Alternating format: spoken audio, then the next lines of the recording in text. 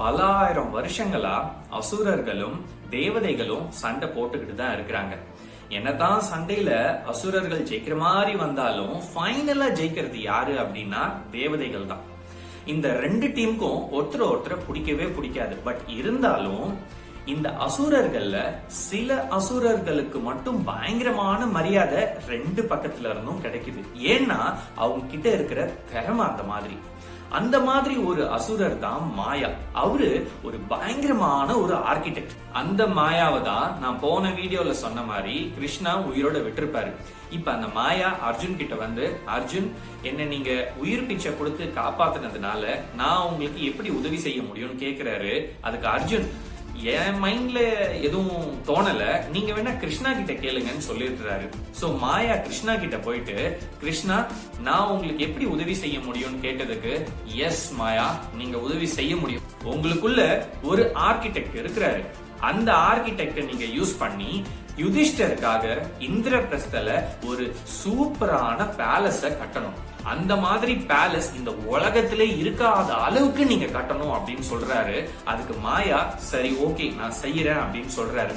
இப்ப மாயா இந்திரபிரஸ்த ஊருக்கு வந்து கம்ப்ளீட்டா ஊரே சுத்தி பார்த்து ஒரு சர்வே எடுக்கிறாரு. எந்த இடத்துல யுதிஷ்டருக்கு கிருஷ்ணா சொன்ன மாதிரி ஒரு செம்மையான பேலஸ கட்ட முடியும், எந்த இடம் தகுதியான இடம் அப்படின்னு பாக்குறாரு, சர்வே பண்றாரு.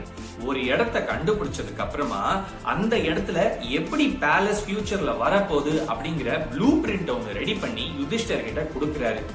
யுதிஷ்டர் அதை பார்த்துட்டு இது செம்மையான ஒரு பேலஸா வரப்போகுது, ஏன்னா ப்ளூ பிரிண்டே தாறுமாறா இருக்குது. ஆனா பிரச்சனை என்னன்னா என்கிட்ட இவ்வளவு காசு இல்லையே அப்படின்னு சொல்றாரு. அதுக்கு மாயாவே ஒரு சொல்யூஷன் சொல்றாரு. அவர் இதுக்கு முன்னாடி அசுரர்களோட அரசருக்கு ஒரு பெரிய பேலஸ் கட்டினாராம். இப்ப அந்த பேலஸ்ல யாருமே இல்ல, ஏன்னா அது தண்ணி கடியில போயிடுச்சான். அந்த பேலஸ்ல தேவையான எல்லா பிரஷியஸான காஸ்ட்லியான மெட்டீரியல்ஸ் எல்லாம் இருக்குது. நான் அங்க போயிட்டு அதை எடுத்துக்கிட்டு வந்து இந்த இந்திரபிரஸ்தல என்னால கட்ட முடியும், ஒரு சூப்பரான பேலஸ்ன்னு சொல்றாரு. இத கேட்ட யுதிஷ்டர் சரி ஓகே மாயா நீங்க போய் எடுத்துக்கிட்டு வாங்க அப்படின்னு சொல்லி மாயாவை அனுப்பிச்சிடுறாரு.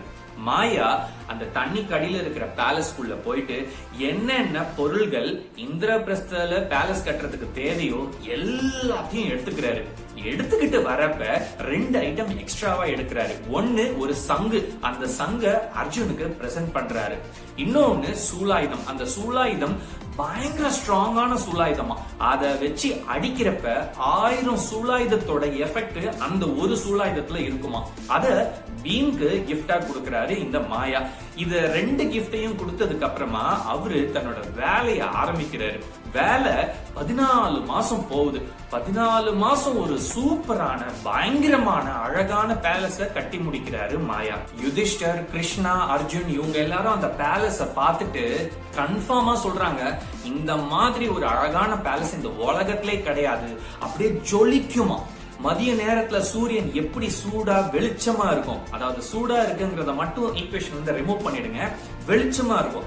அந்த அளவுக்கு வெளிச்சம் இந்த பேலஸ்குள்ள போறப்ப அந்த எந்தெந்த மெட்டீரியல்ஸ் எல்லாம் அந்த பேலஸ்ல வச்சிருக்காங்களோ அந்த மெட்டீரியல்ஸ் எல்லாம் அப்படி லைட்டை ரிஃப்ளெக்ட் பண்ணுமா, அந்த அளவுக்கு ஜொலிச்சுக்கிட்டு இருந்துச்சா அந்த பேலஸ். இவ்வளவு பெரிய பேலஸ திறக்கிறதுக்காக ஒரு விழா ஒண்ணு ரெடி பண்றாங்க. அந்த விழாவுக்கு இந்தியால இருந்து ஏகப்பட்ட அரசர்கள் வந்து அட்டென்ட் பண்றாங்க. மத்த அரசர்கள் என்னடா இந்த பேலஸ் இப்படி இருக்குதே அப்படின்னு பார்த்து ஜெலஸ் ஆகுற அளவுக்கு செம்மையான ஒரு பேலஸா இருக்குது. அந்த பேலஸ இனாகுரேட் பண்ணி ஓபன் பண்ணி பாண்டவாஸ் அங்க தங்க ஆரம்பிக்கிறாங்க.